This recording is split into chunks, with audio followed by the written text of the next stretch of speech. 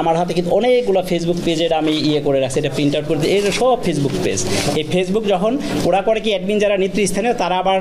বিভিন্ন আইডি, যেমন আমি জন্য অ্যাডমিন, আমি বললাম আমার সদস্য নিয়োগ দিলাম, স্টুডেন্ট হোক যারা হোক আমি নিয়োগ দিলাম যে আমি 20 জনকে সদস্য নিয়োগ দিলাম যারা সকালবেলা 8টা বাজে এই রেল সেবা অ্যাপস ব্যবহার করে এই টিকিটটা কাটবে। এখন হলো এই অ্যাডমিনদের কাজ হলো ওটিপি তো তার কাছে না, আমি যেমন আপনারটা দিয়ে করছি, কিন্তু আমি তো জানি যে উনি আমাকে রিকোয়েস্ট করছে, অতএব ওনার কাছ থেকে আমি বলে রাখবো যে ভাই আপনার লাইন থাকেন, আমার লোক যখন টিকিটটা কাটবে তখন অ্যাডমিন হয়ে আমি কিন্তু ওনার কাছে আবার এটা সরবরাহ করো, ওটিপিটা সরবরাহ করো, ওটিপিটা অ্যাডমিনই ফিল্ড লেভেলে যারা কাটে তাদের আবার সরবরাহ করে যে আমি লাইনে থাকে তো সরবরাহ করে, ওটিপিটা আবার সরবরাহ অ্যাডমিনটা সরবরাহ করে ফিল্ড লেভেলে যারা কাটে। তখন ওরা যদি, যেমন আমিও চেষ্টা করছি, আমরাও তো অনলাইন থেকে টিকিট কাটার চেষ্টা করি, অনলাইনে হয়তো আমার 4টা টিকিট দরকার, আমি অনলাইনে হয়তো হিউজ তো প্রেশার থাকে কারণ আমাদের চাহিদার তুলনায় সরবরাহ তো কম,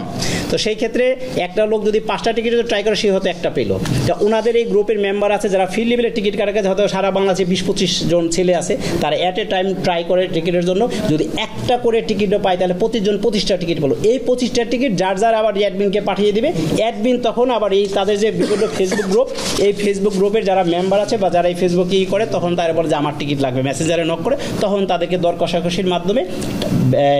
নগদ বা রকেটের টাকাটা নিয়ে ওইটার পিডিএফ কপি তারা পাঠিয়ে দেয়।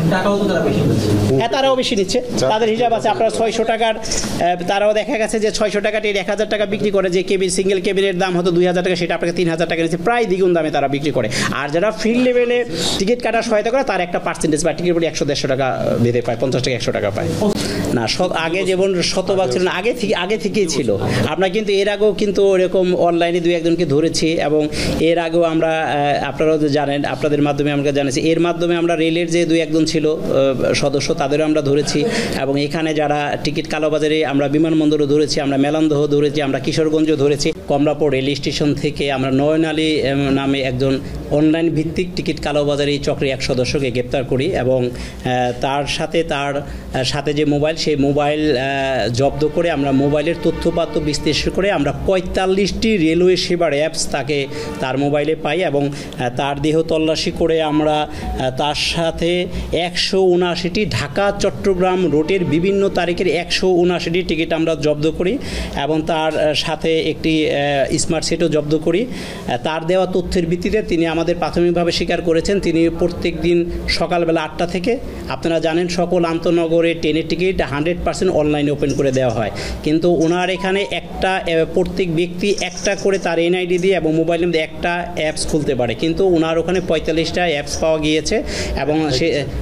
আইডি পাওয়া গিয়েছে, এবং তাদের যখন জিজ্ঞাসাবাদ করি তখন বলে যে এটা আমি বিভিন্ন জনের কাছ থেকে এনআইডি দিয়ে মোবাইল নাম্বার দিয়ে অ্যাপসটা খুলেছে, এবং তাদের গ্রুপে বিভিন্ন সদস্য আছে, এবং তারা সকাল 8টা থেকেই তারা চেষ্টা করে টিকিট কাটার জন্য, এবং টিকিটটা কেটে যদি টিকিটটা কাটতে পারে তাদের যে অ্যাডমিন আছে বা দলনেতা আছে তাদের কাছে পাঠিয়ে দেন, এবং এই দলনেতা যারা আছে তারা বিভিন্ন ফেসবুক অ্যাড দেয়, সেই ফেসবুক গ্রুপ খুলে ওই ফেসবুক গ্রুপে অ্যাড দেয় যে ঢাকা চট্টগ্রাম ঢাকা সিলেটে কারো কোনো টিকিট লাগবে কিনা। তখন আগ্রহী ক্রেতা এবং গ্রাহক যারা তারা নক দিলে তাদের মধ্যে তারা হোয়াটসঅ্যাপে বা ইমোতে কথাবার্তা বলে, এবং তাদের মধ্যে যদি দর কষাকষি ঠিক হয় তাহলে ওই ক্রেতার কাছ থেকে তারা বিকাশ, নগদ অথবা রকেট মোবাইল ব্যাংকের মতো টাকাটা পায়। টাকাটা পেলে পরে তারা এই যে টিকিটের একটা পিডিএফ কপি হোয়াটসঅ্যাপে পাঠিয়ে দেয়, হোয়াটসঅ্যাপে পাঠিয়ে দিলে ক্রেতা বা গ্রাহক সেই টিকিটটা কোনো কম্পিউটার দোকান থেকে প্রিন্ট করে কিংবা প্রিন্ট ছাড়াই মোবাইলের ভিতরে টিকিটটা থাকে, তারপরে এরা যাতায়াত করে। উনি আমাদের প্রাথমিকভাবে স্বীকার করেছে তার দেওয়া তথ্য মতে আমরা 12টার দিকে ঢাকা রাজধানীর পল্লবী এলাকা থেকে আলামিন নামে আরও একজন সদস্যকে গ্রেপ্তার করতে সক্ষম হই, এবং যিনি দীর্ঘদিন যাবত এই অনলাইন ভিত্তিক টিকিট কালোবাজারের সাথে জড়িত, তার নাম হলো আলামিন, এবং সেই এই যে ফেসবুক একটা পেজ খুলেছে, দেখেন আপনার দেখাচ্ছি, ঢাকা টু কক্সবাজার ট্রেন। সে হলো এই গ্রুপের মডারেটর বা অ্যাডমিন। সে আবার বিভিন্ন জনকে, বিভিন্ন সদস্যদেরকে এই আপনার এনআইডি এবং বিভিন্ন জনের মোবাইল সংগ্রহ করে অ্যাপস খুলে দেয়। এই আলামিনকে যখন অ্যারেস্ট করি তখন তার কাছ থেকে আমরা 83টি টিকিট, আসন সংখ্যা হলো 189টি, এবং বিভিন্ন রুটের, এটা হলো ঢাকা চট্টগ্রাম রুটেরও আছে, ঢাকা কক্সবাজার রুটেরও আছে, এখানে বিভিন্ন রকমের টিকিট পাওয়া গিয়েছে, যেখানে এসি টিকিট আছে, নন এসি আছে, এবং আমরা সিঙ্গেল কেবিনও পেয়েছি। এবং তারা আমাদের জিজ্ঞাসাবাদে এবং তার মোবাইল ঘেটে আমরা 30টি রেল সেবা অ্যাপস আমরা পেয়েছি, আইডি পেয়েছি। এই আইডি দিয়ে তারা এটা এই টিকিট কাটার চেষ্টা করে। এবং তারা বলল তাদের যে ফেসবুক গ্রুপ আছে আলামিন ফেসবুক গ্রুপের মেম্বারের সংখ্যা হলো লক্ষাধিক। এই মেম্বারগুলাই বলে যে আমি ঢাকা পঞ্চগড়ে যাব, আমি ঢাকা সিলেট যাব, আমি ঢাকা রাজশাহীতে যাব। তখন এরা বলে হ্যাঁ টিকিটের দাম কত, টিকিটের দাম যদি 500 টাকা হয় তখন সে বার্গেনিং করে যে আমাকে 700 টাকা দিতে হবে, আপনার টিকিট পেয়ে যাবেন। তখন কে তার একটা মোবাইল নাম্বার দেয়, তখন সেই যাদের ফিল্ড লেভেলে যারা টিকিট কাটার কাজে আছে ওদের অনেক লোক আছে যাদের এই টিকিটটা 8টা বাজে টিকিট কেটে ওরা আবার অ্যাডমিনকে সরবরাহ করে, অ্যাডমিনের কাছ থেকে ওরা আবার কিছু পার্সেন্টেজ পায়। অ্যাডমিন তখন আবার এই যারা শীর্ষস্তরের নেতা তারা আবার এই যে ফেসবুক গ্রুপে অ্যাড দেয় যে কারো টিকিট লাগবে কিনা। তখন যেই ক্রেতা বা যে মেম্বার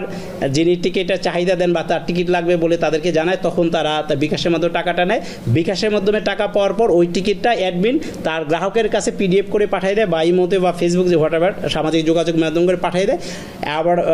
আবার কোনো ক্ষেত্রে যদি বলে যে না আমি সরাসরি নিব, তখন আবার এই যে যাকে ধরলাম নয়ন আলী এরকম ফিল্ডের সদস্য থাকে সেলসম্যান হিসেবে, তারা আবার ডেলিভারি দেয়, নগদে টাকা হ্যান্ড ওভার করে, নগদের টাকা দিয়ে দেয়, আবার টাকার বিনিময়ে টিকিটটা তাকে হ্যান্ড ওভার করে। এই গ্রুপের সদস্য আমরা পেয়েছি। এবং আপনাদের জ্ঞাতার্থে আর একটা জানাচ্ছি যে নয়নের যে বিকাশ অ্যাকাউন্ট, নয়নের বিকাশ অ্যাকাউন্টে 2 মাসে 6,44,000 টাকার লেনদেনের তথ্য পাওয়া গেছে। এবং এইগুলা যে টিকিট বিক্রির টাকা, টিকিট লেনদেনের টাকা সে আমাদেরকে স্বীকার করছে। এবং আলামিন বিকাশ অ্যাকাউন্টে বিগত 2 মাসে 6,91,000 টাকা লেনদেনের তথ্য পাওয়া গেছে। এবং আলামিনের কাছ থেকে আমরা টিকিট কেনা বেচার 19,500 টাকা আমরা জব্দ করেছি। এবং আলামিন আমাদের কাছে স্বীকার করেছে তার বিকাশ অ্যাকাউন্টে এখনও প্রায় 30,000 টাকা এই বিভিন্ন গ্রাহকের ক্রেতার 30,000 টাকা তার অ্যাকাউন্টে অলরেডি জমা আছে। তাহলে সম্ভবত যে ওই 4 জন যাত্রী ভিন্ন ভিন্ন সিটের টিকিট পেয়েছে, কিংবা আমার পাশে যদি আরও 3টা টিকিট থাকে, আপনি দেখবেন যে ব্রডগেজ যে ট্রেনগুলো থাকে বড় ট্রেনগুলো 3টা সিট থাকে, তো একটা ট্রেন সিট যদি বিক্রি হয়ে যায় বাকি 2 জন হয়তো নিল, বা ওখানে তো একসাথে তো ফাঁকা থাকে না। আমি যেমন উইন্ডো সিটটা পছন্দ করি, আমি উইন্ডো সিট খেলাম, উনি আবার উইন্ডো সিট কাটলো, আবার আর একজন এসে ওখানে আসে, একসাথে তো 3টা সিট এরকম ফাঁকা থাকে না। আর আপনি যেটা বলেন এটা রেল কর্তৃপক্ষ আপনারা আরও ভালো মতো বলতে পারবে।